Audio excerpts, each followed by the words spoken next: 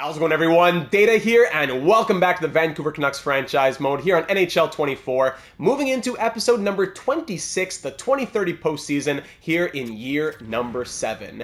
In the last one, we had a great second half of the season, headlined by the Flying Swedes. We ended 49, 25, and 8 to finish first in the Pacific Division, our second division title through 7 years for the Canucks so far, second in the Western Conference, and fourth in the NHL with those 106 points. Our second half pace was a little bit off what we were expected to do after the first half. We should have been on pace to win 54 games. So we won 5 less than we were on pace to do in the first half, but our scoring really came through, as you'll see in a moment. So it was kind of a bit of a trade-off. Our scoring came through, our goaltending faltered a little bit, but in the end we finished 4th in the NHL, and things are looking good headed into the 2030 postseason, a year in which we weren't sure if we were going to be competing yet. Because if you're just joining the series, let me catch you up, or maybe you were here, you skipped a few episodes, you forgot, I got you, no problem. So essentially our series has been cut into 2 parts so far. Part 1 was years 1 to 5, wanting to win with the core that we took over here in Vancouver. Pettersson, Kuzmenko, Miller, Hughes, etc. Year 1, we lose in round 1. Year 2, we lose in round 3. Year 3, we lose in the Stanley Cup Final. Year number 4, we win the President's Trophy, but take a step back and lose in round number 1. But then in year number 5, in a crazy postseason, we win the Stanley Cup to finally say we did right by our core. Now we can start moving out pieces like Kuzmenko, like Miller, without having to feel any guilt. We won them their Stanley Cup. Now let's start thinking about the future. So in year number 6, we did not make the postseason. We said, let's try and recoup some value, get a good draft pick. We see that it was very much worth it.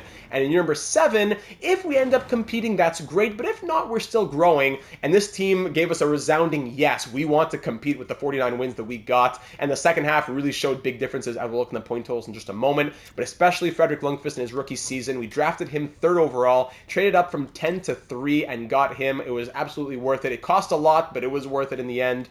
And the rest of this lineup, he's picked up Stefan Markstrom as well, another big storyline from the last couple episodes. He was an RFA. I won't go through the whole story again, but the first overall pick for the Montreal Canadiens in 2025. Other prospects around him who were producing less were getting given their money, were given their ice time, but Markstrom was left as an RFA. We plucked him away from Montreal. We didn't do an offer sheet. We traded for his value, a first, a second, and Cal Ritchie. It cost a lot again, but once more, it was worth it. So now moving into the year number 7 postseason, let's recap the stats from this past year. Elias Pettersson finally with some support in the lineup a little bit more. Didn't have to do it all by himself. 80, 70 points. He finally had a 92-point season, so great to see from the 31-year-old. Our franchise pillar signed on for 2 more years at this AAV, but again, one of the main pieces that we took over, as well as Quinn Hughes. He had an electric second half, as his pace was to be the same as he's been the last couple seasons. We were starting to get concerned about Quinn Hughes. 53 points, 55 points, and halfway through this past season, he had 28 points in 41 games, on pace to score 56 again. But in the second half, he scored 48 points in 41 games to finish with 76 points after he moved Evan Bouchard off his pair and gave him back his old buddy Filip Hronek, the partner with whom he won the Norris Trophy back in, was it 2026? But just to say, he missed being with Filip Hronek, and we noticed it. So great to have them back together. Hughes was incredible in the second half. Markstrom, in his first season here in Vancouver, his 4th season, after 3 years in Montreal, 73, 73, 76, he has an explosion up to 91, 75 assists from the playmaking Swede. Less ice time as well, so we look forward to the day in which he'll be our number 1 centerman in the future. We have a lot of names for him. Don't forget how he looks. The Silver Surfer, the Silver Swede, the Swedish Chef. We're looking forward to all the different names that we can have for him in the future. And I want to see that silver afro raise as many Stanley Cups as possible. So I wasn't kidding when I said the Flying Swedes carried us. Pettersson, Markstrom, Lekaramäki, Lundqvist, the Flying Swedes. Already know the title of this episode, Swede Dreams. We're hoping for those Swede dreams in this postseason. Swede dreams are made of these. Let's go. John Lekaramäki, 83 overall, listed as a 3rd-line scoring forward, scores 40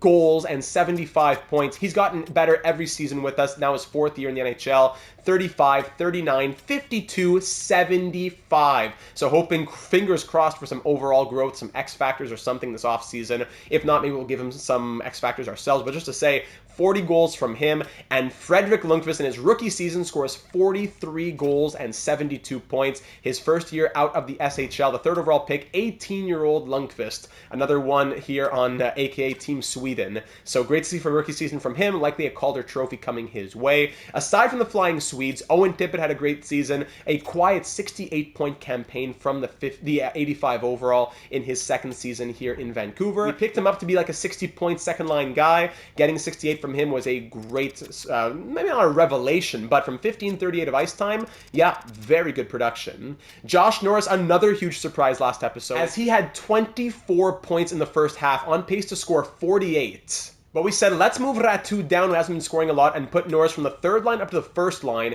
and he scored 35 points in 41 games on the first line. We know that he's 99.9% likely not coming back next season. He'd have to pretty much win the Conn Smythe for me to change my mind on that, because it just is not enough room for him. But really great to see that he's able to produce, and hopefully he'll be a big piece in getting us on a deep postseason run. Evan Bouchard, he also picked it up since moving off the top pair and getting to play with Noah Hannafin instead of playing with Quinn Hughes. Still 45 points, which isn't what we signed him to do. We were hoping for closer to 60, but as long as he can be good enough defensively, that's what matters. -3 was almost more concerning than him not scoring like 50, 60. But hoping for more from Evan Bouchard in the future. He's still signed on for 3 more years after this one. It's not a huge commitment, but he likely has some sort of no-trade clause, or I'd probably say a full no-trade clause in his contract. We just signed him. It's his first year here in Vancouver. Some people were saying let's trade him in the offseason. Let's wait and see after the postseason at the very least.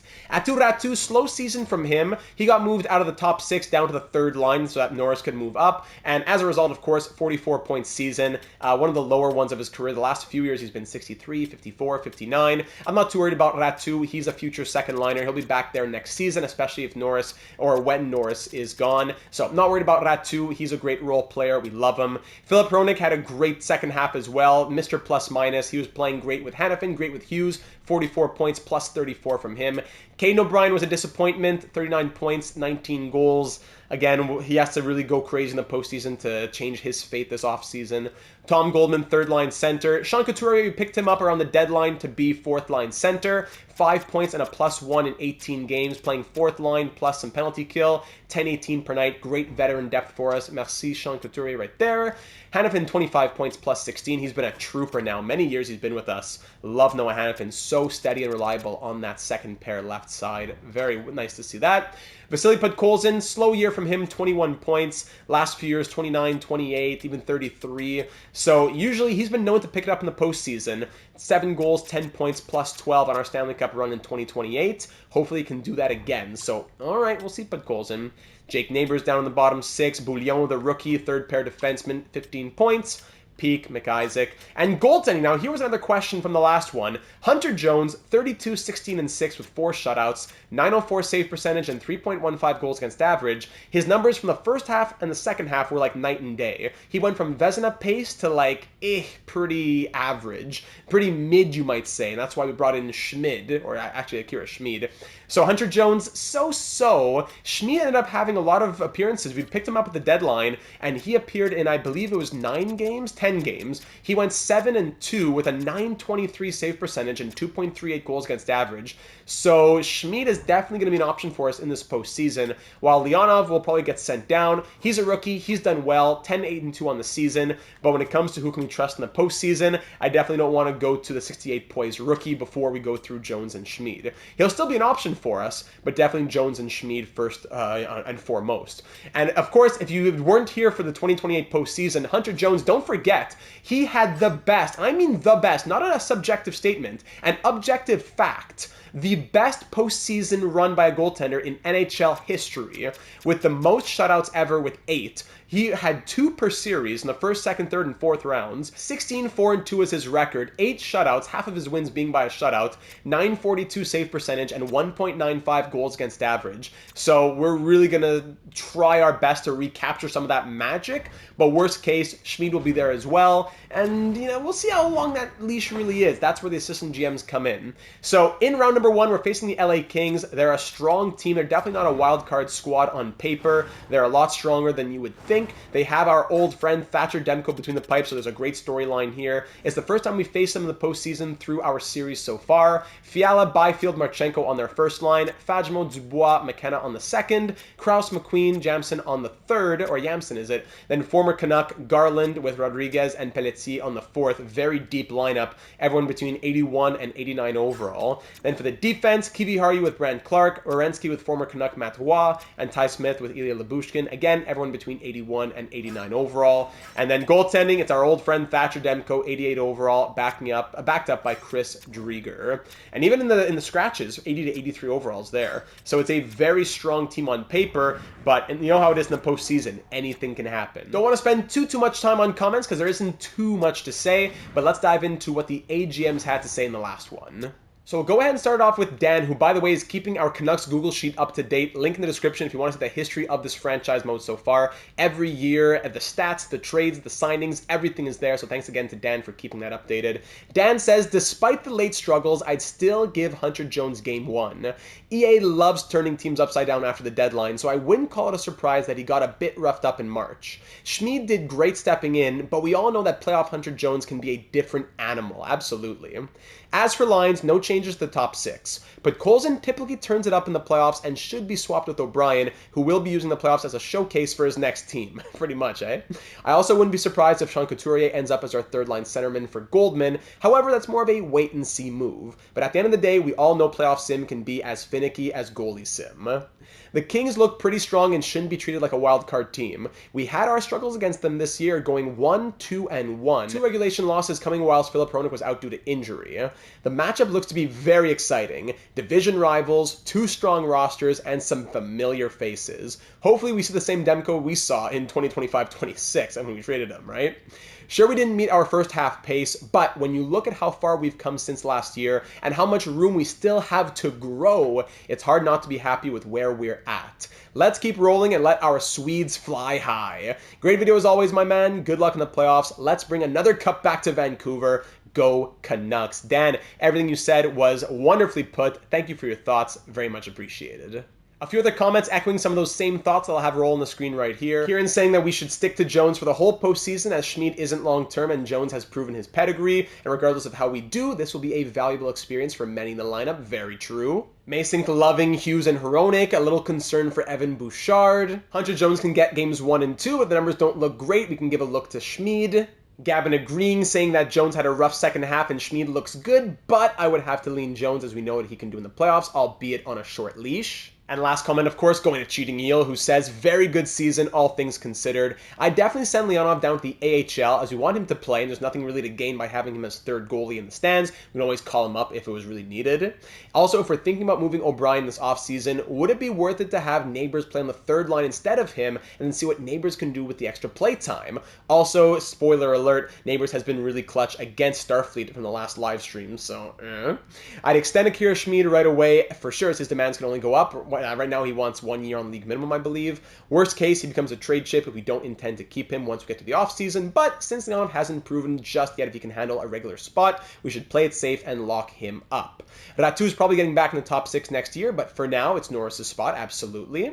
There's not much tweaking to be done as we've had very good numbers all around. This is going to be a good experience. Again, that point about good experience for our young core. So, even if we don't win it all, this will still be something that we can take a lot of value from. Let's see the Swedes shine and take the next step in their development. Go Nucks. Thank you, Cheating Heel. That's a great point about the youth as well. Like, guys like Karamaki were here when we won our Stanley Cup. He was a 23-year-old playing on the third line. 12 points, 22 games. That was great. But now he's a 25-year-old playing top-line minutes. There's more responsibility. On top of that, you have Lundqvist in his first postseason, in his rookie season. You have Markstrom, who is going to be... Okay, he's been in the postseason the last 3 years. Last time he was here, he was a first-round exit last year with the Canadiens. So it's a 4th season and a 4th consecutive postseason berth for Markstrom. He's been here before, but it seems as though, yeah, he's had some good performances. 22 and 18 a couple years ago.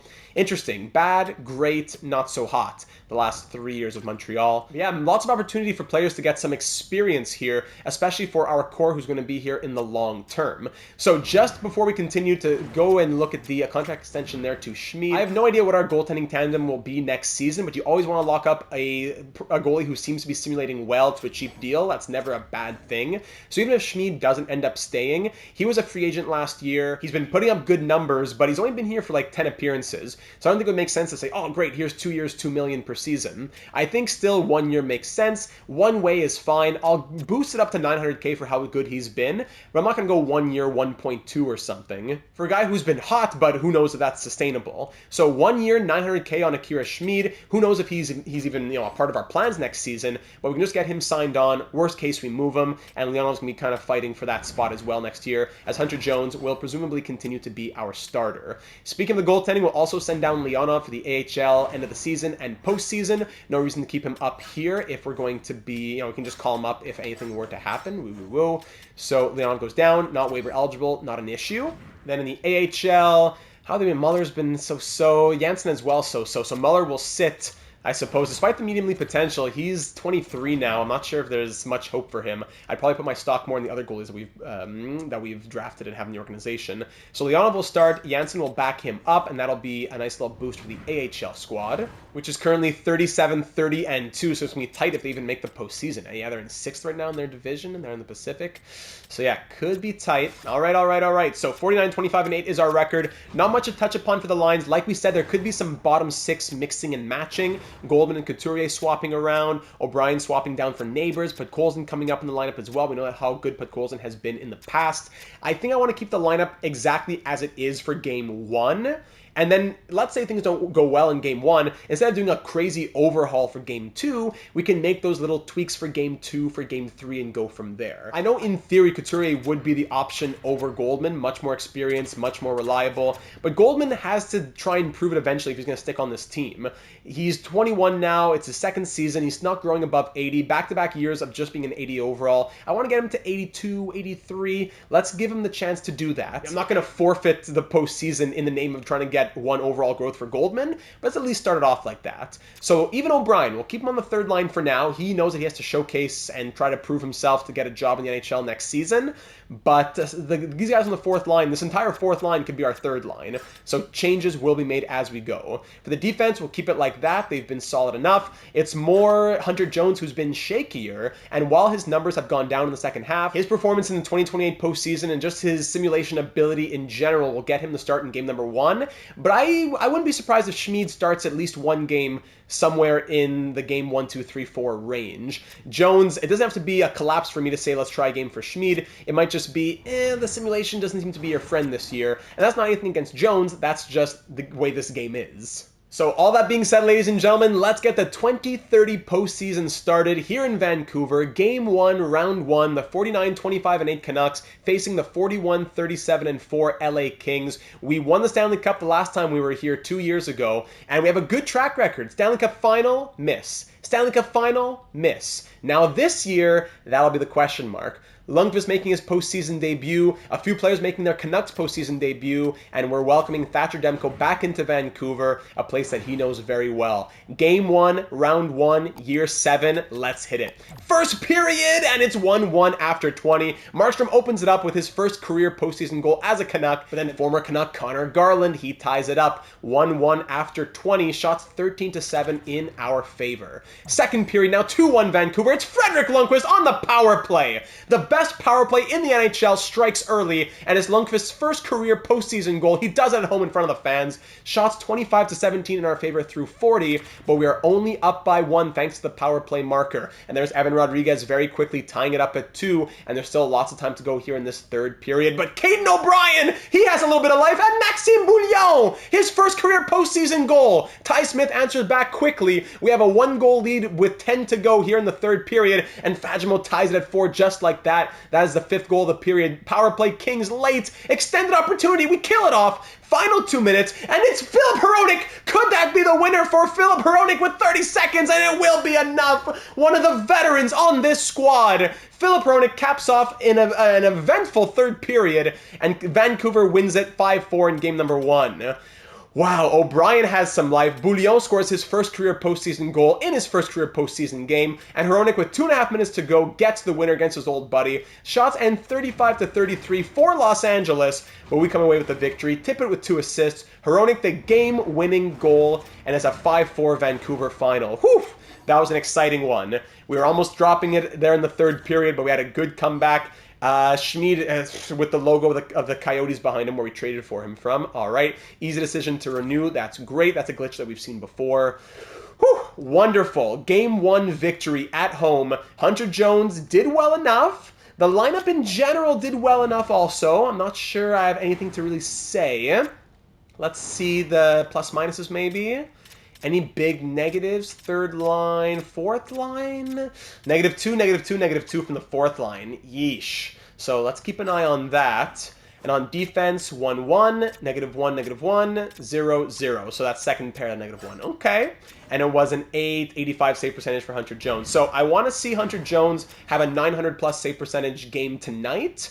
If not, even if we win, if not, we might try Schmid in Game 3. But we'll see, all right?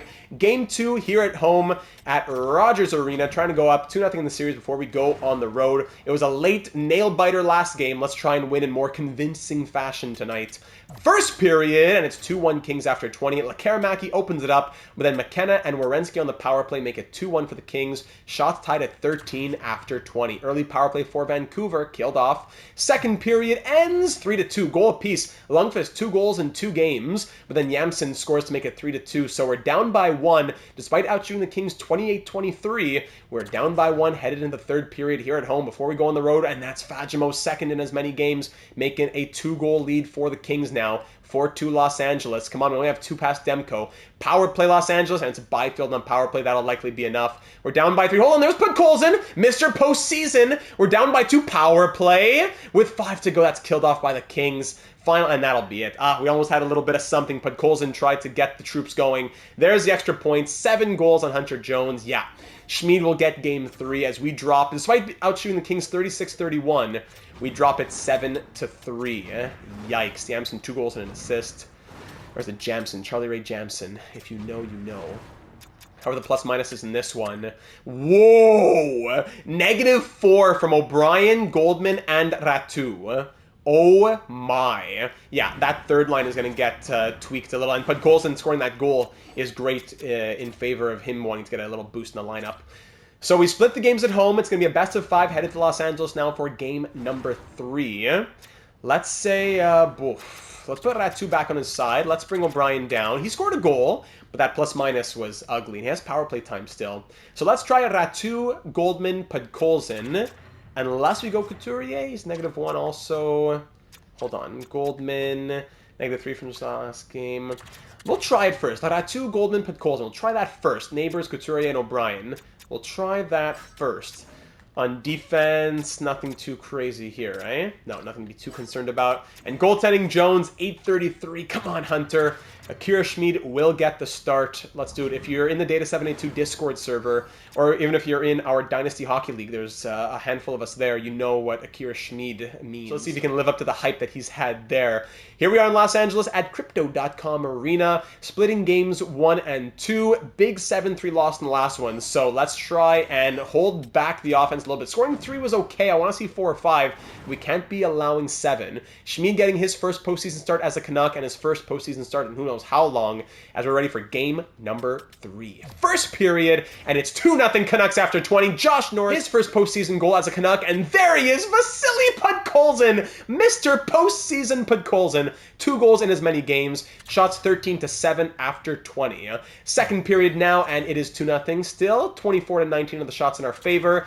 Final period now. Power play Canucks to start it. That's lost, though. Power play Kings now. Ratu scores a shorthanded goal, and then Podkolzin scores just as the power play expires. 23 seconds later, and Lundqvist makes it 5-0. Oh, my.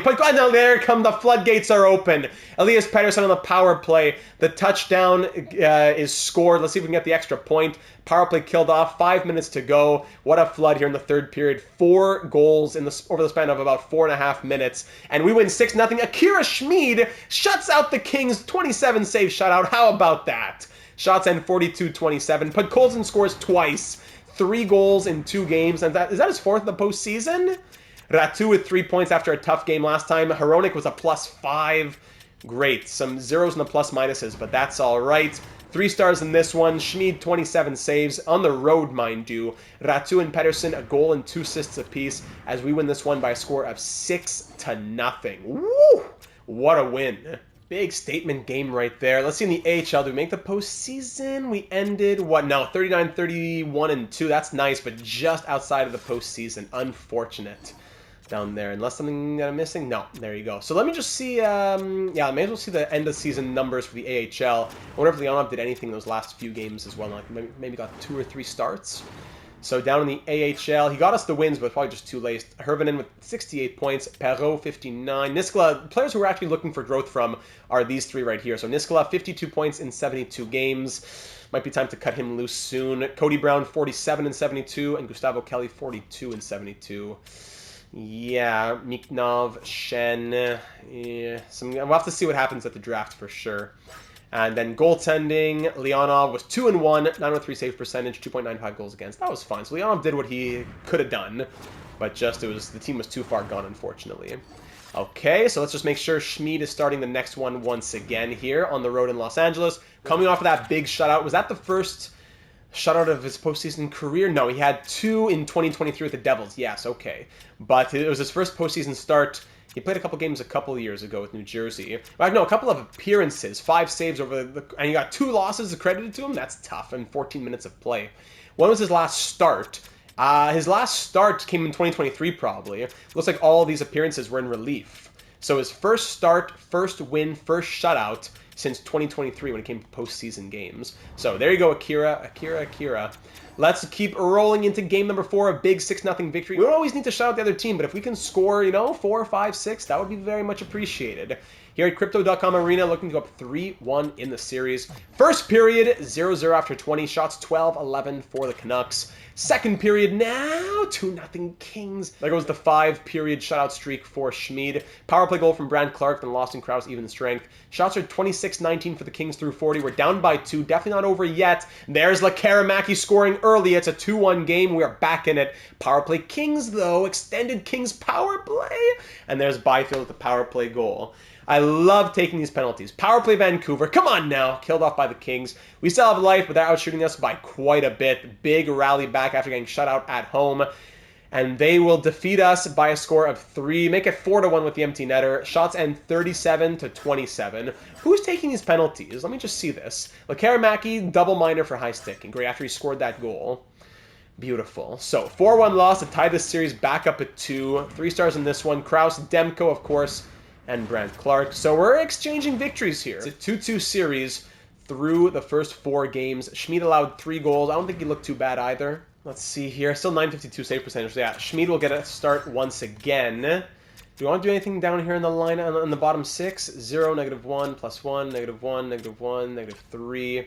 Let's do it. Let's bring Couturier up. Maybe that'll help something. Let's bring Couturier up, but it's the scoring we need to see a bit more from. Norris 1 goal, Pettersson 1 goal, Lekaramaki's got 2, Lundqvist got 3, that's great. Then Markstrom only 1 point, Tippett 3 assists. We need some scoring here in the top 6. Maybe Podkolzin comes up. He has 3 goals. Sorry, I thought he had 4 at one point, but he has 3 goals. On defense, Hughes has 4 assists. That's great. +4, 0, -1, -1, -1. Yeah, it's okay. Peak 7 penalty minutes. Yeah. No one is really disgusting me here. The lineup's been all right. We just got to get things to click, really. We just got to get things to click. In the East, it was all about the sweeps there. As the Maple Leafs, Bruins, and Canadiens all swept their series, the Devils up 3-1. Meanwhile, in the West, every series is 3-1 or 2-2. So here we go. It's a 2-2 series for us. Now we best of 3 back in Vancouver at Rogers Arena for Game 5 of Round 1. This will be a big one. This could determine the direction of this series. We've got to come out here, leaving it all out on the ice. Top 6, I'm looking at you for the scoring. Defensive bottom 6, let's be strong. Schmid, we know what you can do. Let's support him. Get that scoring. We know how to beat Thatcher. Let's go. First period, and it's 1-1 after 20. Dubois scores on the power play, and Josh Norris gets his second. Shots 11-10 for Vancouver, and we're all tied up at 1 after 20. Early power play killed off. Second period ends by a score of 3-1. Finally! Owen Tippett scores his first of the postseason, and Norris gets his second in as many periods and his third of the postseason. Shots are 30-17, close to double in our favor, but we're only up by 2 headed into the third period. The worst lead in hockey, only a 2-goal lead. Power play Los Angeles, and there it is. Power play goal for Oransky. Still in the power play, the Kings are. Extended opportunity, and that's finally killed off. We allow only 1 on that extended power play chance there. Halfway through the third, still only up by 1. Shot still close to double in our favor. 5 minutes to go. It's going to be a nail-biter down to the wire, but Frederick Lundqvist, hold on, Garland makes it back a 1-goal game. 3 minutes to go. Final minute. Hang on tight. Whoo! Lundqvist makes it 4-2, and thank goodness he did. That was ended up being the game winner because Garland scored late, just about a minute after Lundqvist scored. Shots end 42-29, but we win 4-3. Again, who's taking these penalties? Goldman hooking, Hughes tripping, Norris elbowing, all in the span of like 3 minutes. Beautiful. Thank goodness we hang on for the 4-3 victory right there. Whew. Norris 2 goals, Orensky a goal and assist, Lekarmaki had 2 assists. There's that top 6 scoring. Thank you very much. And we'll head over to Los Angeles for game number 6 now with an opportunity to end the series there. Let's get Schmid back in. Schmid, there you go. How you doing? 934 save percentage. Good. And now here we are back in Los Angeles at Crypto.com Arena with a chance to end it here in game 6. Don't let them bring it back to Vancouver for game 7. Let's end it now. Let's take away any question marks. Let's have a little bit of confidence in ourselves to see that we have the ability to close out a series. Let's do it right here, right now. Game 6 of round 1. First period, 1-0. Sean Couturier with the shorthanded goal. There he is. His first postseason goal as a Canuck. Shots 12-7 in our favor through 20. Sean Couturier with a big one. Second period now, 2-0. Aturatu scores even strength. He was deep in the crease right there, looking to pick up the garbage, and thank goodness he did. Shots are 20-15 through 40, but just like last game, it's a 2-goal lead headed into the third. That could spell trouble. Let's try and extend that lead as soon as possible. 5 minutes into the period, shots are pretty even and pretty low as well. We had over 40 last game. Halfway through the third, hang on to a 2-0 lead. Time is ticking here on the Kings in front of their home fans with 5 minutes to go. Final 3 minutes now. Shots even, but Schmid closing the door, and it'll be enough. Akira Schmid shuts out the Kings in Game 6 to push us through to round number 2. Shots end 31-29, but Schmid gets the 29 save shutout for first star honors. Couturier with a goal and an assist, and Thatcher Demko, we eliminate him and the Kings. He makes 29 saves, but they were not enough as the Canucks are through to round number 2 with the 2-0 victory in game number 6. We've done it, ladies and gentlemen, and it looks like we're ready to face the Edmonton Oilers in round number 2. Whew, so a little bit of a scare, but we pulled through. Lekarmaki and Hughes with 6 points in 6 games sounds good to me. Ratu, Hronik, and Pettersson all with 5. That's great. Lundqvist 4 goals and 4 points, leading the team in goal scoring. Norris and Podkolzin with 3, also with 4 points from them. Tippett 4 points. Bouchard 4 points. Couturier 3. Markstrom only 2 is probably the biggest surprise. O'Brien 2 with a -4 is concerning. Bouillon 1, Hannafin 1, Neighbors 1, Peak and Goldman with nothing there. And the goaltending, of course, Schmid 3-1 with 2 shutouts, 950 save percentage, 1.5 goals against average. You know, Hunter Jones averaged 2 shutouts per series. There's Schmid getting 2 shutouts in round number 1, so maybe he's looking to beat Jones's historic record right there. All right, so that was round number 1. We want to see, I wonder what Demko's numbers were. Demko, how did he really look in the end? And McKenna, 7 points in that first round. Demko, 2-4 with a 900 save percentage, 3.51 goals against. Yeah, he's been better in the past with the Kings, as we had seen last episode. I forgot to highlight this episode, but the numbers last season were very concerning for us. But thankfully, we broke through them, and the Kings' scoring was still strong. It was Schmid that carried us in this one, I gotta say. Schmid is the reason we are through. So, great stuff there, ladies and gentlemen, in round number 1. We are off to round number 2. Let's rest up a little bit. We have a couple days off, thankfully. Not that much, as we're just waiting for, there we go, the Predators and the Wild to finish up. And we get about 2 days off, and we'll be facing the Edmonton Oilers in round number 2.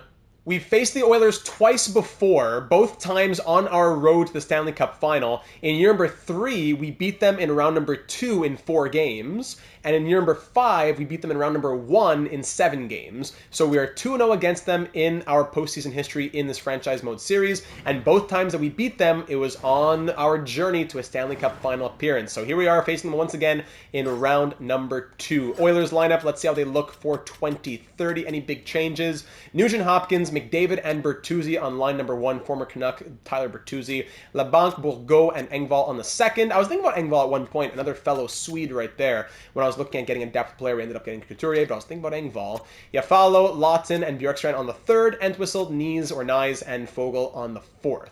On defense, they have first pair Chikrin Pollock, second pair Adam Yurchek and Darnell Nurse, third pair Gostisbehere and Fabro. Goaltending, they have Logan Thompson starting with Thomas Suchanek backing him up. Healthy scratches, Dylan Holloway is injured at the moment. White Cloud, 83 overall, healthy scratch defenseman, as same with Dylan DeMello as an 80 overall. So it's a great lineup here in Edmonton. Bertuzzi, former Canuck, we have some history with him. He's been in Edmonton for a little while now. Yeah, it's it's his second full season. We traded him at the deadline in 2028, and here he is now in 2030. 62-point season last year with the Oilers. 4 points in 5 games last year in the postseason. Of course, McDavid, he has 6 goals and 9 points through 5 games. 88-point season from him. Never simulates as well as he would in the real world. Nugent Hopkins, we were thinking about picking him up at one point, but he stayed in Edmonton. He re-signed. 76-point season from him. He signed a 1-year deal. Interesting. And he's still here in Edmonton. And aside from that, that's all the history we have on the offense. Defensively, we got Evan Bouchard from Edmonton as they couldn't keep both Nugent Hopkins and Bouchard, it looks like. They had them both on the block, their rights on the block at the draft. We acquired Bouchard's UFA rights and went from there, but their defense is still quite strong without him. Chikrin, Pollock, maybe not scoring-wise. Nurse has 6 points, though. Yurchek goes to some good plus-minuses here. And Logan Thompson, 940 save percentage as they won round number 1 in 5 games. 4-1, 940 save percentage, 2.01 goals against.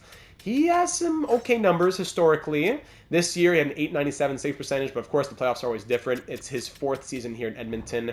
All right, Logan Thompson, I see you. I see you. And then, of course, Holloway. We'll check how long he's out for. But did he play in all 4 games this season? Is that what I'm seeing? Yeah, he just got injured in late in that round, it looks like. So he played 4 out of 5 games in round number 1. He had 4 points.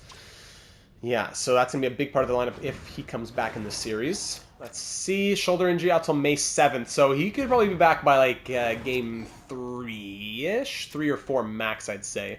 So he won't be out for too long. Edmonton, they are a strong opponent. 3-7-0 in their last 10 games to end the season. But then in round number 1, is it the Ducks that they beat in 5 games, it looks like?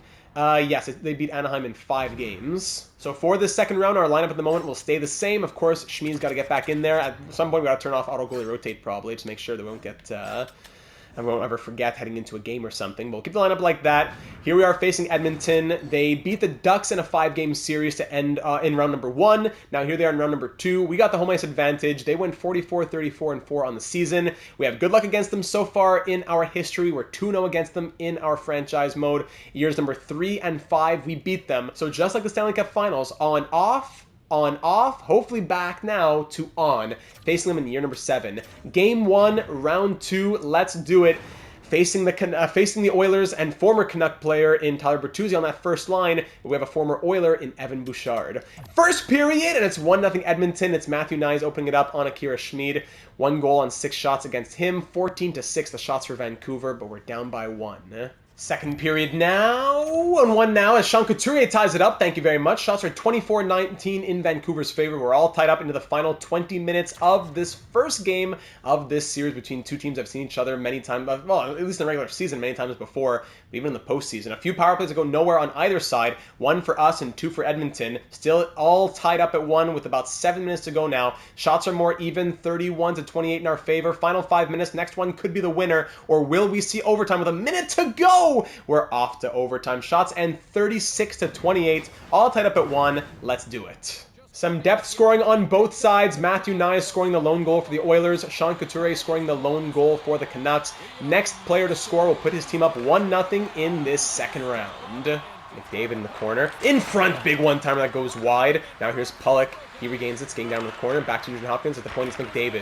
Chikrin. McDavid with a shot on net. That's turned aside by the blocker of Schmid. Pollock across to McDavid. Connor McDavid 1-on-1 against his old buddy Evan Bouchard.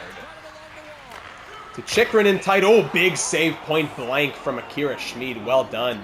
Xavier Bourgault avec le rondelle. Here he comes over to LeBanc. LeBanc finds a way by a couple players. Still has it in front. Scores. Oh my goodness. Just weaving around players like they're literal cones.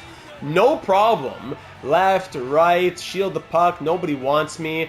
Kevin LeBanc gets it in front to Engvall. No coverage. Just taps it in. A little Zach Hyman special. No problem.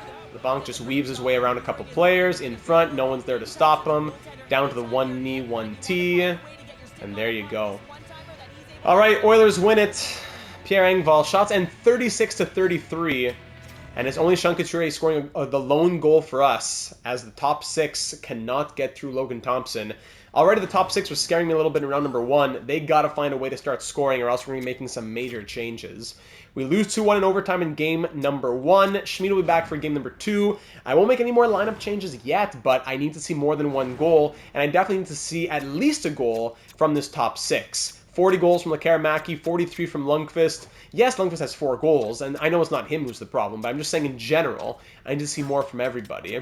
So Schmid's going to start, of course, and let's keep it rolling. No need to stop for a second. I'm not even taking a sip. I'm just going straight through it. Game 2, round 2 at Rogers Arena here in Vancouver. Tough loss at home in overtime.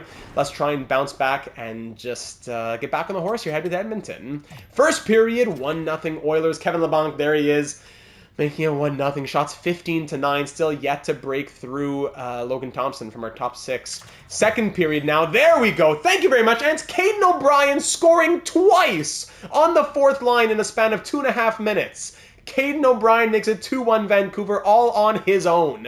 Shots 25-19 in our favor, and now we are up by 1. Power play Edmonton early in the 3rd. We kill that off. That's a deadly power play, thank goodness. 5 minutes through the 3rd period, up by 1 thanks to the 4th line. Caden O'Brien and Sean Couturier, 3 goals from our 4th line this series. 2 straight games almost of nothing. Power play Oilers late, we kill it off, and that end whistle on Jones. Why is Jones in?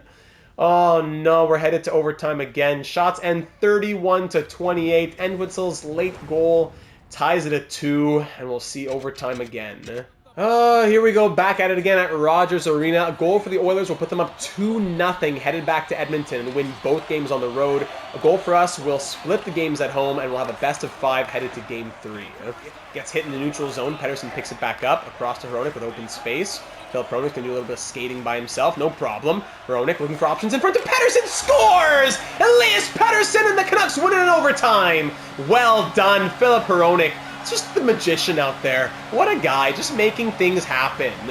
Big win for the Canucks in overtime. A quick one as Elias Pettersson wins it for the home fans. There's Schmid. I'm not sure if he's healthy or what. Jones had to come in. Great little bit of skating. A nice pass in front and a nice little snipe. No problem. Bang, bang, bung. Let's go home. 1-1 series through 2 games, and we're going to be all tied up, headed back to Edmonton in this all-Canadian matchup. Glove side on Logan Thompson. Pedersen gets the winner. Shots ended 32-28 in our favor, and we win 3-2. Nice, quick, early overtime win. 7 assists in 8 games from the captain, Quinn Hughes. Love to see it. So it's a 1-1 series now, headed back to Edmonton. Let's get Schmid in again. I gotta say, the scoring is concerning me a little bit here. So would it be crazy to break up the top 6 a little bit? I don't know. Tippett a goal and 3 assists. Goal and assist from Markstrom. 4 goals from Lundqvist. Would it be crazy to break them up a little? Lundqvist maybe getting him a little bit more ice time? The first line of the future, the full Swedish line here? Lundqvist, Pedersen, and Lekaramaki, the Swedish meatballs? I don't know. Then Norris can play second line with Markstrom and Tippett. We can keep the third line as is. Yeah. Let's try that. Just a little change in the top 6. Defensively, we're good. Hronek looking good. Yeah. Peaks -1. Cry. Jones, of course. So Schmid, 949 save percentage. Let's keep it rolling. No problem. So a little change in the top 6. We haven't seen really any scoring from them aside from Pedersen's overtime goal through these first 2 games. We have nothing from the second line either. So now at Rogers Place, from Rogers Arena to Rogers Place here in Edmonton.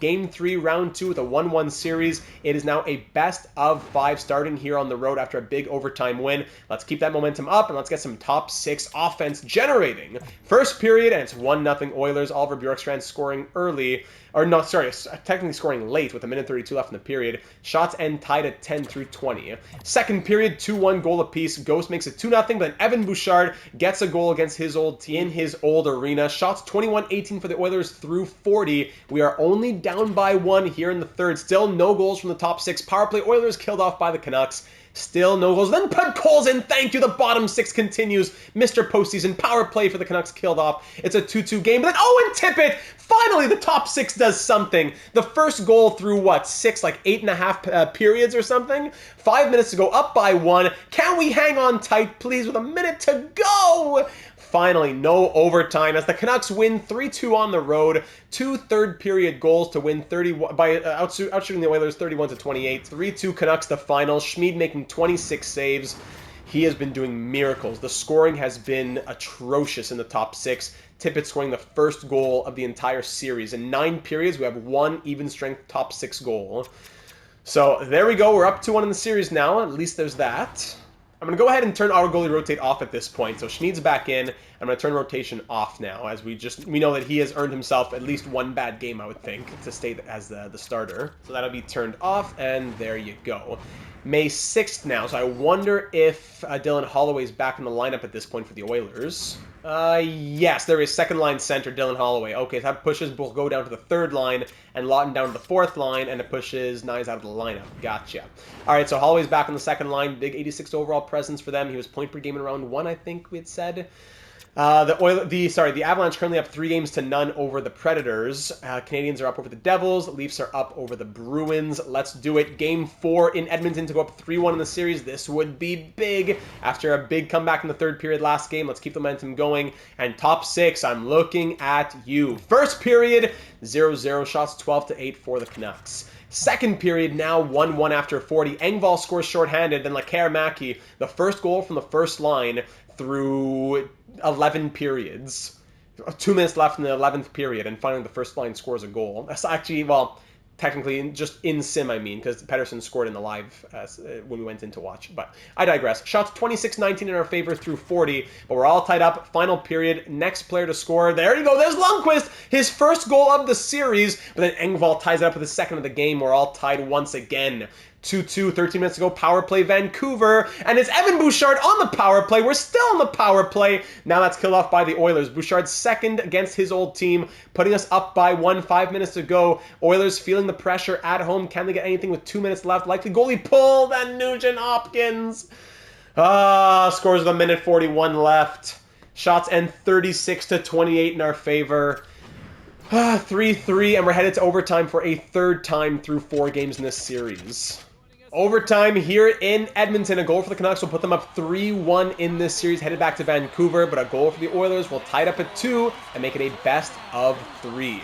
Pettersson lost it at the blue line. Bertuzzi back the other way. Now here comes McDavid against Hronek. McDavid on net. Big rebound cleared away by Hronek. By cleared away, I mean almost put it into his own net. At least he took possession of it and took away the one-time, just the rebound chance of the open net. Shot from the point, stopped by Schmid, and he'll hang on. O'Brien tripped up. Okay, here comes a power play. Very good. Hughes takes a big hit. Power play time. Love it. 2 for tripping there as O'Brien drew a trip. I put the 4th line out by accident. Good thing it worked out. Holloway, 2 for tripping. Second unit power play is out. Norris on the dot. Let's do it. Good push there. Tippett takes it away, but then Engvall just easily takes it off his stick and dumps it down. No problem. Norris with another chance on the dot here. He wins it cleanly back to Bouchard. Bouillon from the point. That stopped. Good little chance there from the rookie. Jiricek bumped off the puck by Lundqvist. Bouillon now has it at the point. Over to Tippett. Across to Bouchard. In tight to Lundqvist. Stopped by Thompson. That play was created by the 18-year-old, working hard in the corners. Love to see it. Let's keep them out there. They have some good energy right now. Norris 2 for 2 in this power play. Make it 3 for 3 on the faceoffs now. Bouchard to Tippett. Shot through traffic. Rebound. Come on, a short angle. Tippett can just tuck it in. In front, Norris rebound.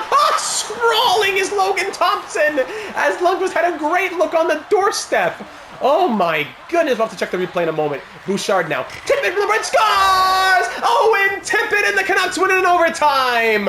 Poor Logan Thompson scrambling left and right. Tippett scores on the power play.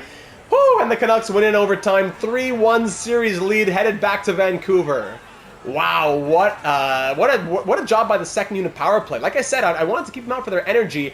Good thing I did. Owen Tippett from the point gets the winner through traffic. Can't really see where the puck went there. Terrible angle. Hold on, here's a good look at it. There you go. Top corner blocker side on Thompson. Through traffic, great play. Poor Thompson after all the miracles he had to make there in the crease. And all of his acrobatic moments. Let's check it out. Here's Tippett. Walks in, takes the shot, has his rebound here. Okay, so Nurse and the poke check kind of kept him from scoring right there. Here he should have scored, though. Then a big save there as he came across, Thompson. So then Tippett puts it in front. One-timer from Norris.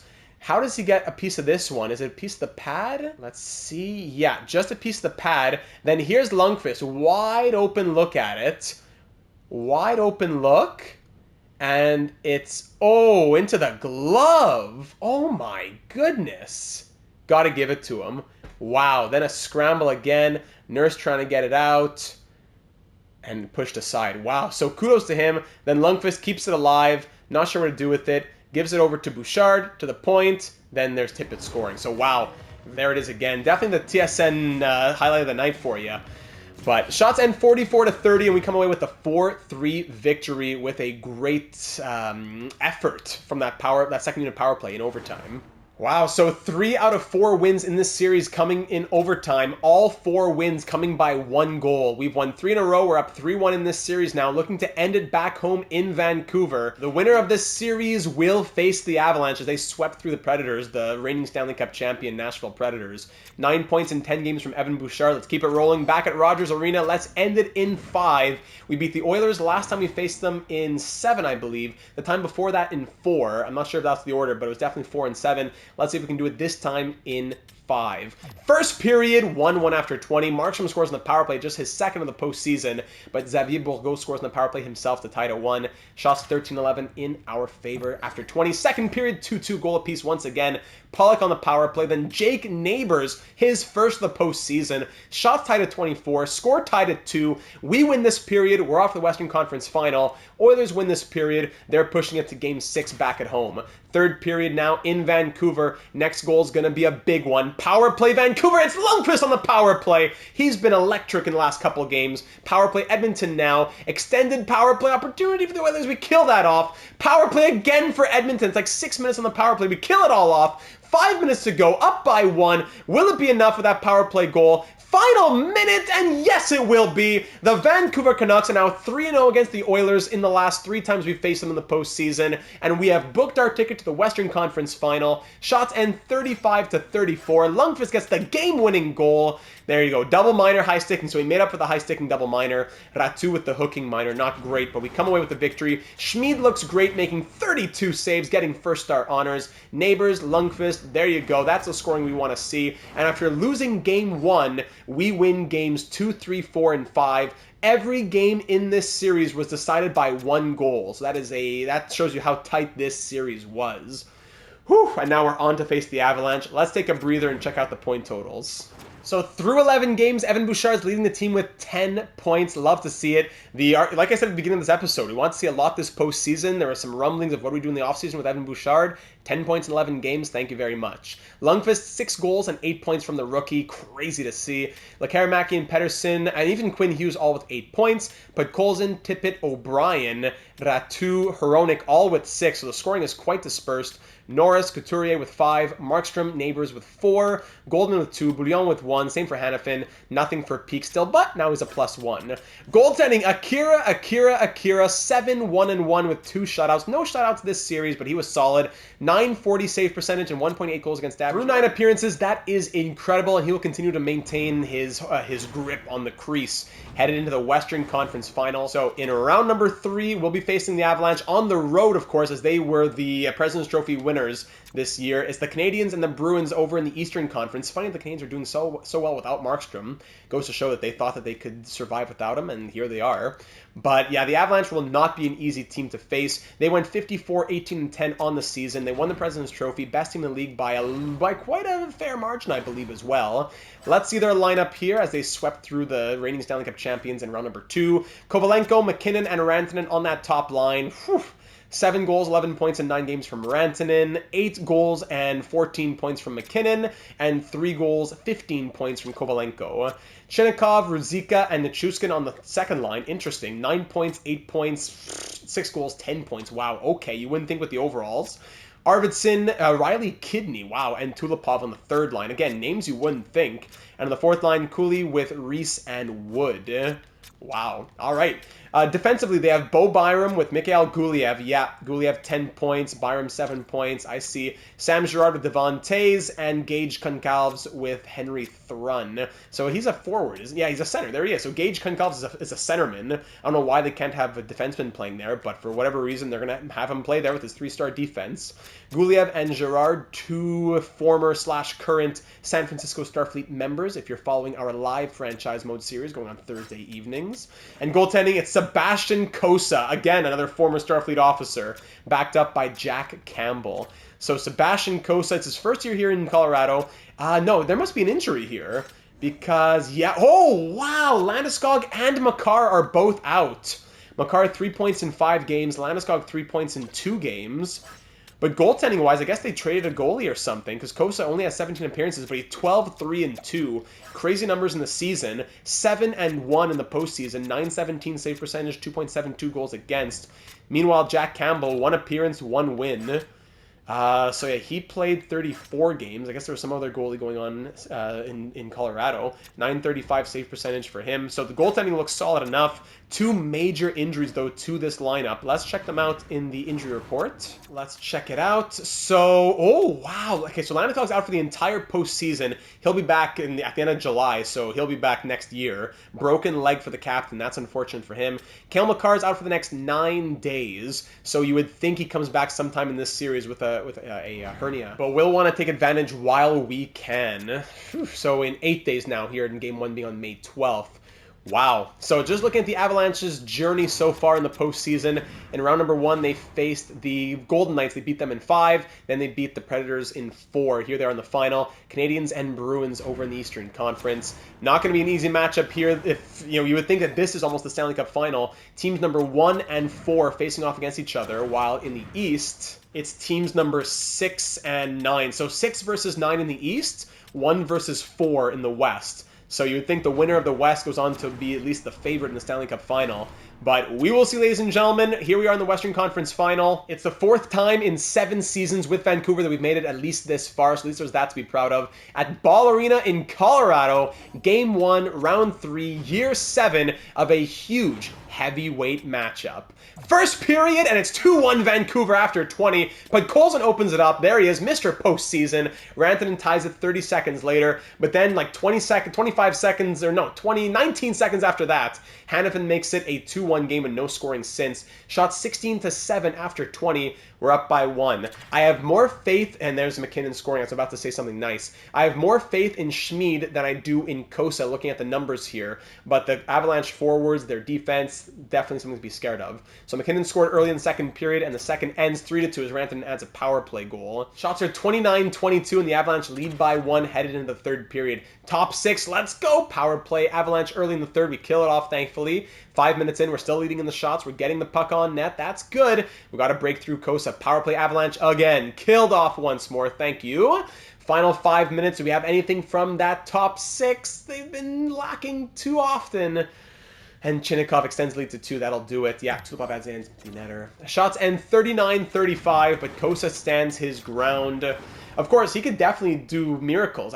What I said a couple moments ago was not to say that Cossa won't be good. I'm just saying, according to the numbers, it looks as though the Avalanche may have carried a bit more than Cossa did, while for us, it's more Schmid carrying. But Cossa has a great game, 37 saves first star. Rantanen scores twice. McKinnon a goal and 2 assists. And we drop game number 1 by a score of 5-2.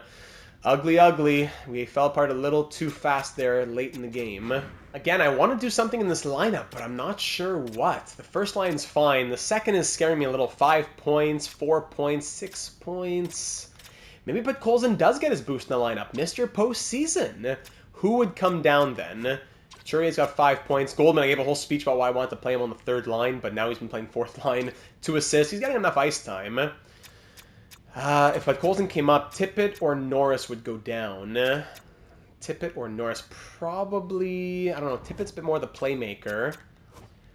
Norris, 15 penalty minutes doesn't help his case. Let's try Norris moving down. Let's try that. So Norris, 81 faceoffs. Yeah, he'll play the wing. And Podkolzin will play with Markstrom and Tippett. Hopefully he can be the scorer for Markstrom and Tippett as the playmakers. Let's try that. Defense won't touch anything. Plus minuses are fine. Yeah. And goaltending, of course, is still Schmid with his 933 save percentage. Okay. So we dropped game 1 on the road in Colorado. Let's try and bounce back. We scored twice. We allowed 4, then the empty netter. We fell apart a bit in the third period. The penalties didn't help. Let's try and play a clean game here on the road for game number 2. Tied up and do what other teams were doing against us when we had home ice advantage. Tied up at 2, headed back home for Game 3. First period of Game number 2, 2-1 Avalanche after 20. Kovalenko scores on the power play. Hanifin scores his second of the postseason and his second in as many games. Then McKinnon restores the Avalanche lead. Shots 15-13 in our favor, but we're down by 1. Second period, and it's 3-2. There's a couple of big ones. Noah Hanifin with the multi-goal game. His third of the postseason and his third in the last 2 games. Wow. Tying the game up, and then a power play goal from Pettersson. Shots are 28-22 after 40, and now we have the 1-goal lead. Finally. Now let's add to it, gentlemen. Let's go. 5 minutes into the period, no scoring yet. A power play marker has put us ahead, and Elias Pettersson, even strength. That is why he's our first-line centerman and our cornerstone. Finally, Elias Pettersson, 92 points in the season. He scores his second of the game. Will that be enough with about 2 minutes to go now? Looks like it will be. Bouillon adds the empty netter. There you go. Voyons Bouillon. Pourquoi pas? Shots and 45-28. And we'll take the 5-2 victory in Game 2. Pettersson scores twice. Noah Hanifin scores twice. And we win it 5-2 to make it a now best-of-5 series headed back to Vancouver. I still definitely want to see more first-line scoring, but I'll take the 5-2 victory. 5-2 loss, 5-2 win. We split the games on the road, and now we bring it back home, hosting the Avalanche now, and they got to do it at Rogers Arena. We got home ice advantage after of course, one of the only teams that could have home ice advantage over us. If we can get through the Avalanche, we have home ice in the Stanley Cup Final at least. But here we go, hosting the Avalanche for Game 3. First period, 2-2, high-scoring period. Goncalves on defense opens it up with somehow scoring right in front of the net. I guess he was pinching deep. Andrew Peeke with his first of the postseason, the last player on this team to score a goal, I think. Then Pettersson with his third in the last couple of games, and then Reese on the fourth line. Wow. All right, so 2-2 after 20. Shots 10-8 for the Avalanche. Second period, 3-2 Colorado. Devon Tays scores on Schmid. Shots 22-21 in our favor. We're up by 1 in the shots, down by 1 in the scoreline. Power play Avalanche early. We kill that off. Power play Avalanche again. Killed off once more. We have to kill the entire first 5 minutes of the period, basically. But then Owen Tippett on the third line makes it 3-3. Oh, excuse me, on the second line with Podkolzin on the second line makes it 3-3. Excuse me, it's Norris who moved down. Final 5 minutes, Karamaki makes it 4-3. Will that be enough late in the final 2 minutes with the lead? 30 seconds, and it is enough. Woohoo! From down 3-2 after the second, we march back in the third and win 4-3 with those 2 goals. Tippett and Karamaki. Shots and 32-31 for the Avalanche. They are the ones who now end up by 1 shot but down by 1 goal as we win 4-3 the final to take a 2-1 series lead. Tippett a goal and assist, Pettersson a goal and assist, and Markstrom with 2 assists to get the third star honors.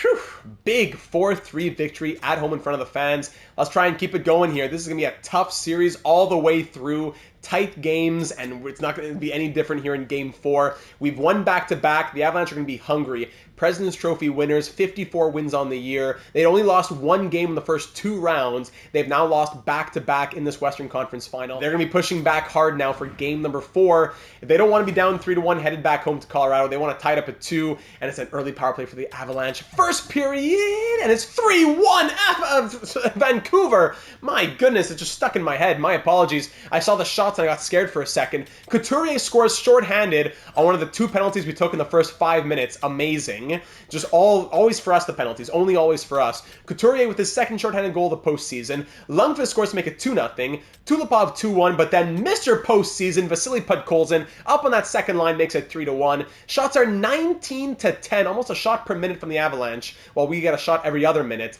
but we're up by 2. Second period now, no scoring. Shots are 29-17, outshot by 12, and we're up by 2. The worst lead in hockey, though. We know it. We got to add to it here. At home, 5-on-3 power play. Of course, Rantanen's going to capitalize on that. Still, and they score twice as the power play expires. 1 power play goal and 1 basically power play goal. And another.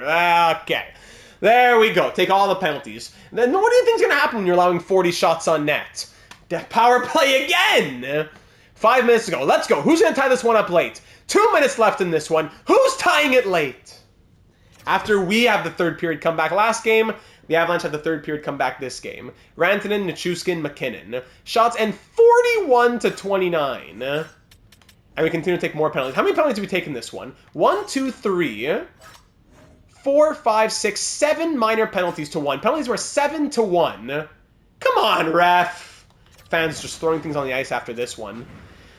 Up 3-1. Like I said, worst lead in hockey. From up 3-1 to losing 4-3. Just like that, we could have been up 3-1 in the series. We're now tied at 2.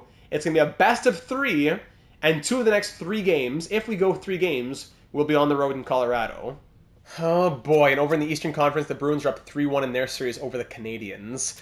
All right, this is going to be a big one. Game 5 to determine which team goes up 3-2 and has a chance to end it in game number 6. A huge game after 4 games played. We've gotten to know one another. 4-3 win, 4-3 loss last couple games. We know each other now. We know our strengths. We know our weaknesses. Let's play to them, and let's really try and get some scoring going from the top 6. I love the depth scoring. I love Podkolzin. I love Hanifin coming through, but we might have to make some big changes for game 6. I love this lineup, but they got to show us something here in game 5. It is a big one. Let's do it. First period, and it's 1-0 Avalanche early. McKinnon scoring the lone goal of the period. Shots 12-12 after 20. Second period now, no scoring still. Wow, shots 26-21 for the Avalanche, and we're down 1-0. The Avalanche 20 minutes away from going up 3-2. We got to tie this one up quick. No penalties. Let's go power play Avalanche. As I say, no penalties. We kill it off. Oh my goodness. Thank you, Sean Couturier on the third line. There's the veteran depth. But again, not the top 6, but we'll take it for now. 1-1, 10 minutes to go. We're leading the shots 32-28, but Rantanen re-extends the Avalanche lead. Final 3 minutes in this one. Will we have a late tying goal? The minute to go with the McKinnon. That's the empty netter. Shots end 34-32, but Kosa shuts the door, and Couturier scores the lone goal.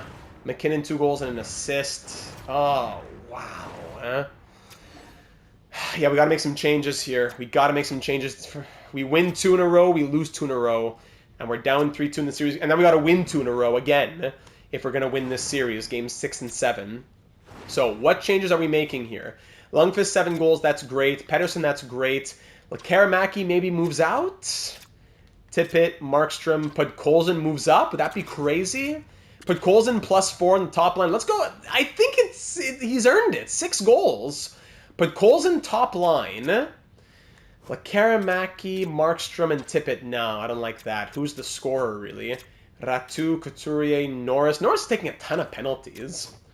O'Brien, -3. Goldman, +3. Okay, neighbors.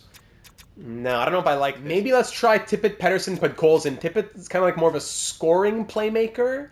Lundqvist, Markstrom, and Karamaki can play together. With a player who has playmaker-heavy tendencies down the middle. 2 snipers there on the wings. Podkolzin's been hot. We'll give him the minutes. Defense stays as is, I believe. I don't think there's anything to change on the defense. Yeah, defense will stay as is. And goaltending, Schmid's still out there with his .928 save percentage. Yep, it's the scoring. The defense has been strong enough. The goaltending has definitely been strong enough. It is really down to the scoring. Let's do it. Game 6, back home in Vancouver. We've got to win the next 2 in a row. Win 2 in a row, lose 2 in a row. Now we got to win 2 in a row. Games 6 and 7 to push it to 7. Already the Bruins are through to the Stanley Cup Final as Markstrom's old team, the Canadiens, are eliminated in 5 in the Eastern Conference Final.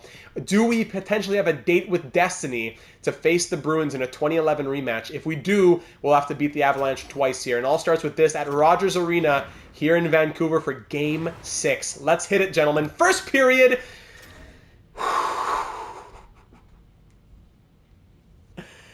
3-1 Avalanche after 20. I love taking penalties 3 seconds into games. As Hanifin takes a hooking penalty right away, then Pettersson another hooking penalty. Wow, I gotta just look at the penalty minutes at the end of this episode, no matter what. Kovalenko scores even strength, Rantanen power play, Reese even strength, 3-0 Avalanche, and Jake Neighbors on the 4th line gives us a little bit of life. We're down by 2 with a lot of hockey left to be played, 15-7 on the shots. We're down by 2, and we still have nothing from our top 9 just yet. Let's let it simulate here. Let's let it run. Power play Avalanche once more. We kill off, and okay, there's Owen Tippett on the first line. We promoted him, and he gets a goal. We're now down by 1. Power play Canucks killed off by the Avalanche. 5 minutes left here in the second period. We're not getting a lot of shots. We got to try and get that going in the third. We end with 17 shots, 23-17 through 40. We only took 1 penalty, only. Couturier high sticking, great. All right, so we're down by 1 now. We scored 1 in the second. We're down by 1 here in the third. Potentially the final period of our season. Outshot 23-17. The Avalanche hang on tight. They're off the Stanley Cup Final. If we can fight back, we can push it to 7. Let's do it. Third period here at home in front of the fans. And there's Podkolzin, Mr. Postseason, on the first line. His 7th of the postseason. How does he do it? Power play Vancouver now. Extend. Oh, I thought it was extended. Killed off. Power play to Colorado. No! And we kill it off. Thank you. Even strength on both sides. 5 minutes to go. Do we have a late hero on either side with 1:33 left? We're off to overtime. Shots end 32-29. Thanks to facility put goals, and this game is tied at 3. We put him off on the top line for a reason. I don't know how he always continues to turn it on in the playoffs, but he does, and he has. Overtime in Game 6. Let's do it. Here in Vancouver, a goal for the Canucks will push this series to 7 in Colorado, with the winner going to the Cup Final. But a goal for the Avalanche will push them through to the Stanley Cup Final themselves. Makar back in the lineup. He's fully healthy. In front, that's stopped there by Schmid. Behind the net, Hronik now. Up to Hughes. So yeah, they'll never get Landeskog back, but Makar is probably back for a couple games now. Hughes will dump that in. The Avalanche know that they just need 1 goal to book their ticket, and the Canucks are fighting for their lives here in front of the home fans. Ruzicka in the corner. He's going to hang on to it. He gets hit, but the Avalanche still have possession behind the net. One-timer in front. That goes all the way around. Girard keeps it in the zone now. Girard walking in. That is blocked. Schmid scrambling in the crease. Nichushkin, Guliev to the point. Ruzicka! Another save from Schmid as he stretches out to make that one. Guliev in the corner. Chinnikov.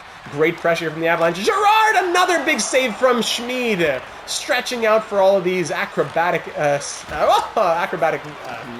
stops in the corner. Can we get the puck out of the zone now? My goodness. Finally. Avalanche third line versus Canucks fourth line. Goldman on the dot for the defensive zone draw. Schmid 38 saves tonight. Goldman loses that one. Girard in the point. Ooh, just stretching out. He had to kind of change what he was doing there. Good save again from Schmid. To Tulipov against Hughes. Good poke. Hronik up to Lundqvist. Here comes the young 18-year-old over to Lekaramaki with some space. Lekaramaki one time in front. Great pass. 2-on. Like a 2-on-0 chance. Past it, forcing Costa to go across the crease. But he makes a big save on, was it Markstrom? I don't know who it was. Lekaramaki made a good decision to pass that puck. Costa stuck with it. Offensive zone draw now for Markstrom against McKinnon. Markstrom loses that one to Nate Mack. Devon Tays now gets it up to Rantanen facing Quinn Hughes. Rantanen can't get through Quinn, but Quinn, depolarized by the puck, skates in the opposite direction. Scores! Quinn Hughes! The magnet pushes him away! He poke checks the puck and then skates away as far as he can. Why would he want to get it out of the zone? And because of that, the Avalanche eliminate the Canucks in 6 games in the Western Conference Final. Oh, it was a good year. It was a good year making it to the top 4.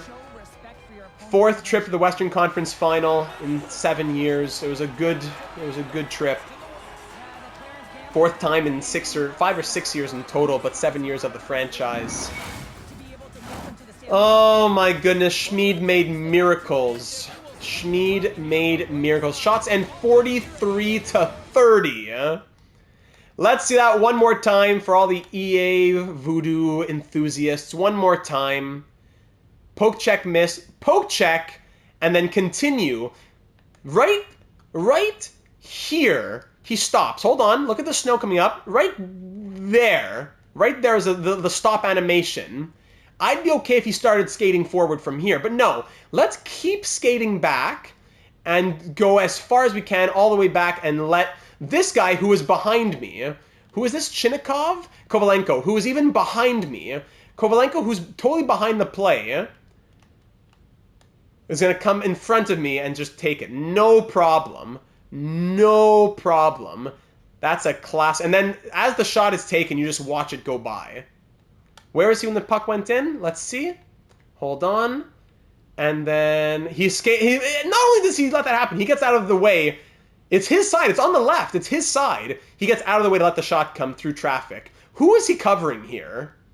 And it's not Hughes. It's EA. It's not Hughes. And I hate that we have to go into the game sometimes for the fun aspect of seeing the overtime games. I hate that, how horrible it is.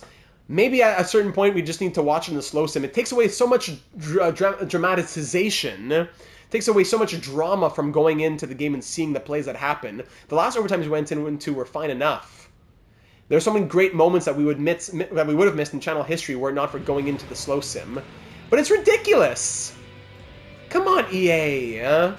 Little glitch goals and just things we're upset about, gray silhouettes on the players, stuff that we say, come on, EA, fix your game. Fine, I understand. But this, again, is not subjective, it's objective. From someone who's played for years and years and wants to love the game so much, please fix the game. So it'll be the Avalanche and the Bruins in the Stanley Cup Final, as we were very close to fighting back for Game 7. Just so many penalties taken as well. So many penalties. How many times were we shorthanded? Hold on. Games played. Hold on. Sorry, in the entire league. Games played 17. We played the most games through 3 rounds. Times shorthanded. So 59 times shorthanded. Some minors, some double minors. But even if every penalty was a minor penalty, 59 penalties in how many games? In 17 games. An average of 3.47 penalties per game. And if each penalty is at least 2 minutes, 118 minutes shorthanded, that's a minimum of 6.94, almost 7 minutes shorthanded at minimum per game. And you might say that's not a lot, but if we compare to the rest of the league, it can't be that these other teams are in the 40s, and that's, of course, the teams that have played the most, but it can be that those teams are in the 40s, and other teams who have played a lot of games, let's say at least 2 rounds. You see these teams all with 10 games. Well, I guess it's not a good example now because it's such a small sample size. But it can be that we're 59 times, and the nearest one is 14 less penalties. It can't be. And of course, our penalty kill was at 79.7. And our power play of 27.1 was at 13.7. Of course it was. Everything changes in the postseason. Of course. Of course. Again, so much to be happy about this season. If you had told me we'd lose in Game 6 of the Western Conference Final, I'd say that's a good postseason run. But again, as is becoming too much of the norm, it is the way in which we lose. Not just the losing, the way in which we lose. But all that being said, let's check out the point totals now through those 17 games played. Elias Pettersson, as in the regular season, led our team in scoring, 15 points through those 17 games, 5 goals and 10 assists. Evan Bouchard, very nice, 13 points from him through 17 games, very good. Lekaramaki with 12, solid enough in the end. We would have wanted a little bit more, but we did put a lot of responsibility on his shoulders. I'm happy with 12. I just wish that there were other players who did more so that his 12 wouldn't stand out so much. If there were like 4 players above him, 12 and 17 would make a lot more sense. Quinn Hughes, 11 and 17, 2 less than Bouchard. Vasily Podkolzin tied for the team lead in goals, 7 from Lundqvist and 7 from Podkolzin, shooting at 29.2%. I don't know how he does it. Some sort of background slider, dark magic. The same total points that he had in 22 games last postseason 2 years ago. He did it in 17 games this time, 5 less games, shooting at twice as ridiculous. Vasily Podkolzin, what a machine. So Lundqvist also 10 points with 7 goals and 3 assists. Great to see from the 18-year-old rookie. Well done from him. I'm looking forward to good growth over the offseason. Owen Tippett, 5 goals, 5 assists, 10 points. Again, it wouldn't stand out as much for a top 6 player to score 10 points in 17 games if there were just more players above him who did more, such as Stefan Markstrom, 8 points in 17 games. It's not like he's a rookie, right? He's 23 now. It was his 4th postseason. I would have wanted to see more from him after a 90-plus point season. Hronek had 9. That was great. Sean Couturier had 7. He was a huge surprise for us. The depth veteran scores 7 points, 4 goals, one of the main goal scorers, and when it mattered the most. Norris was a big disappointment, 7 points in 17 games. After that second half that he had, it was a disappointment to not, I understand 7 and 17, but he had scored 35 and 41 in the second half, so that's where the disappointment comes from. Kane O'Brien, 3 goals, 7 points in 17 games, likely played his last few games as a Canuck. Ratu, disappointing again, but look at the limited ice time. I'm looking forward to getting him back in the top 6 next season and seeing him play as we actually know he can play. So 6 points from him. Jake Neighbors had 5, Hannafin had 4, Goldman had 4, Bouillon 3 points, Peak with 1 goal.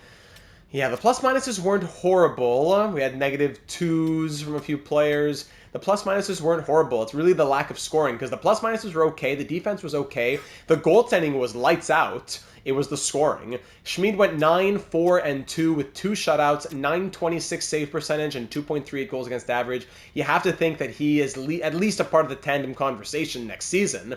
So we'll see if we run a 3-headed monster with Leonov or what. I think Andrew Jones is still our starter, but we'll see how he does at the start of next season. Hopefully he can shake off the rust from this postseason. .837 save percentage in 4 appearances, allowing 12 goals on 74 shots. Meanwhile, Schmid allowed 3 times as many goals in 6 times as many shots. So there you go. That's about it then for our scoring. That is about it, ladies and gentlemen. A lot of highs, but a good number of lows. It's a few small things. If we had more from Markstrom, a bit more goal scoring from our top six, this was a team that could have gone all the way. So it's disappointing. We had a lot of tight losses. The goaltending was solid, just players we needed to come through in the clutch moments didn't always do so. But all that being said, the postseason for us has come to an end. It was a Western Conference final appearance. There are a lot of positives to take away, absolutely. I would have loved to face the Bruins in a 2030 rematch from 2011. But that is it. Let's sim towards the draft. We'll see what happens for retirements, awards, and all that in just a moment. I'll fix up any scouting reports that need to be done, and I'll see you in June. So in the end, it's not the winner of the Western Conference that takes the Stanley Cup. The Boston Bruins defeat the Colorado Avalanche. We'll check out the series in just a moment. We'll just continue simming towards the draft here. Actually, I could probably pause. Yeah, let's pause here on the 19th. So the Bruins are your Stanley Cup champions. Let's see the playoff tree now that it's completed. The Bruins swept the Avalanche. What? The 54-win President's Trophy winning Colorado Avalanche, top of the league, gets swept by the what? 9th place Bruins? Or was it the 6th place Bruins?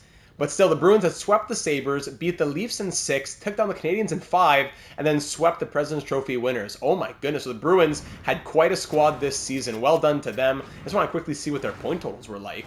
The Boston Bruins, 2030 Stanley Cup champions. Poitras with 23 points, Zacha 22, Dylan Strome 21, McAvoy, Pasternak, Tolvanen, Data782 Hall of Famer Tolvanen.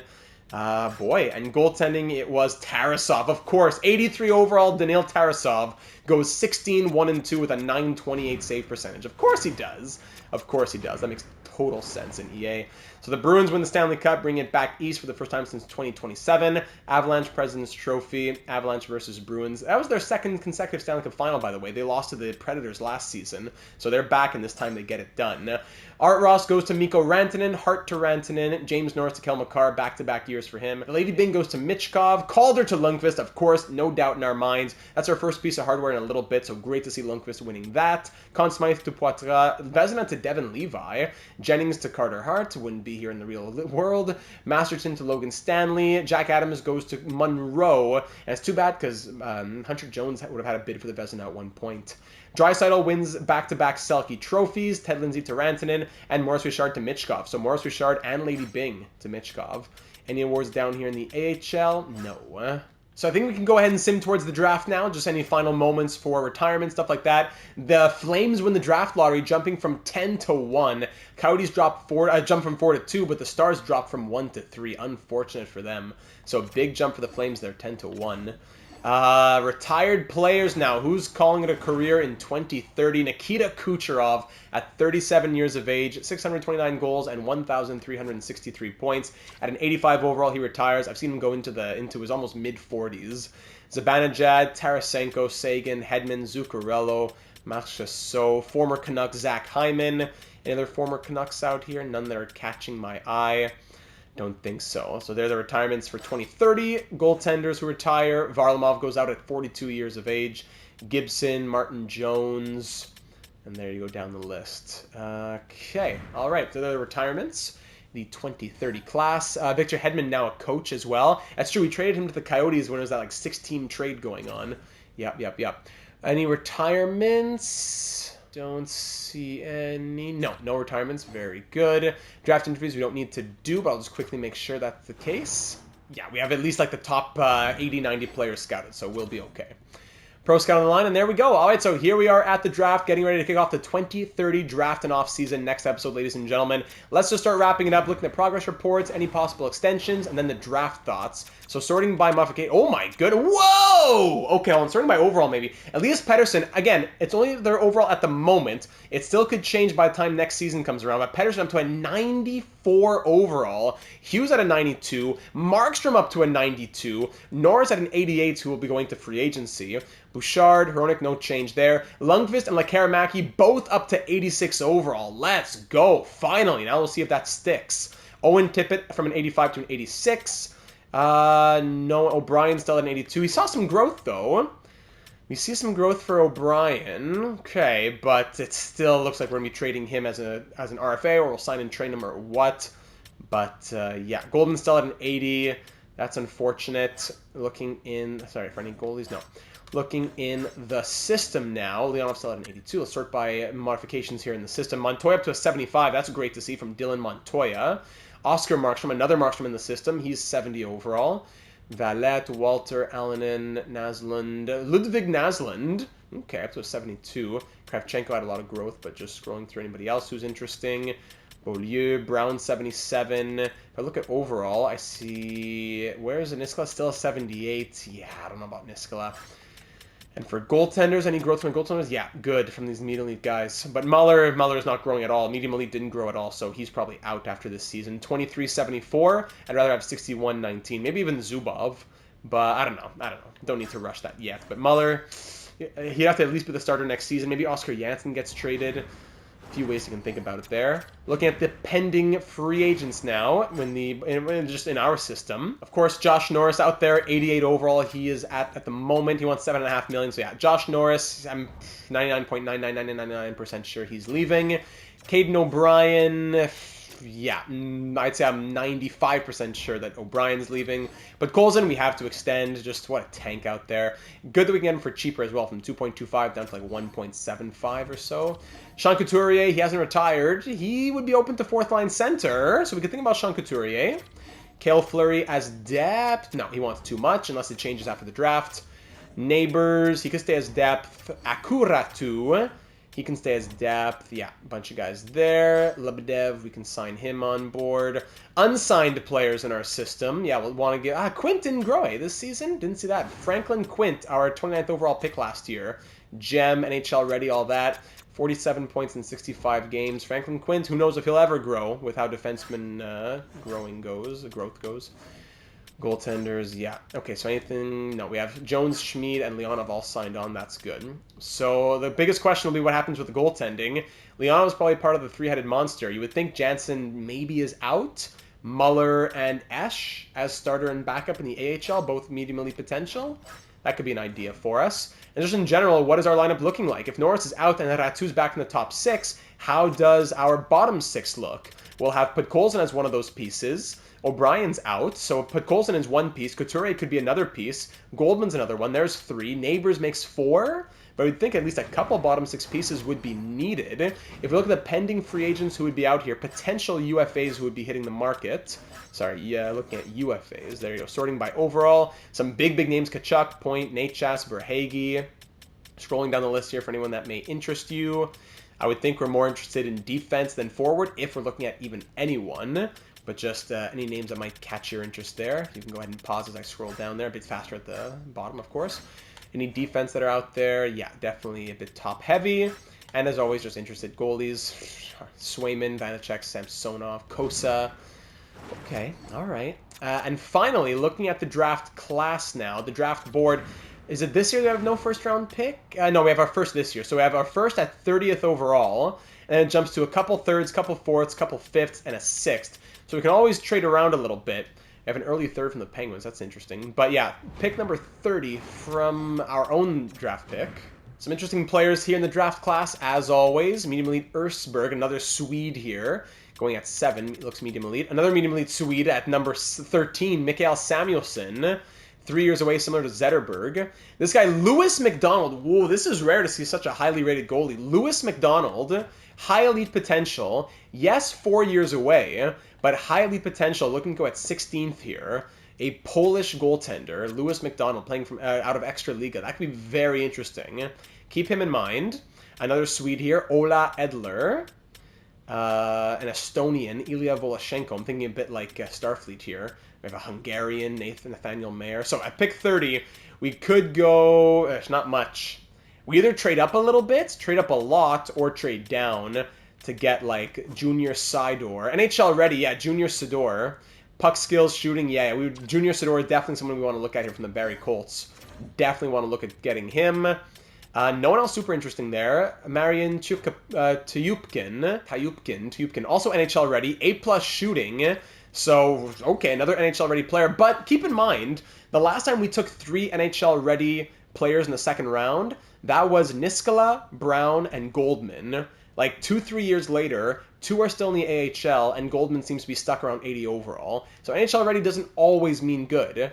Hugo Beaufet, 17 years old and 3 years away. He has low elite guaranteed potential. Other medium top sixes here: Daika, Sjogren, another Mikko Niskala. Too many Niskalas and Haikilas and just names that are confusing me here between all our series. Mietnin, medium top six. So yeah, there's some gems down here. Fitzgerald, Haller, a German winger.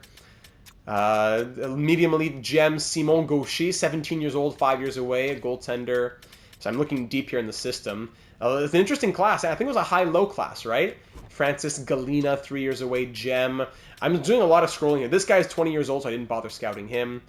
A lot of low top six, medium top six. This would be a good draft for you to ask me questions. If you want to know more about a player in particular, leave a comment, especially on the Discord server where I can get you a picture quickly. That would be good. So a lot of even low top 4Ds, low top 6 forwards into the hundreds here.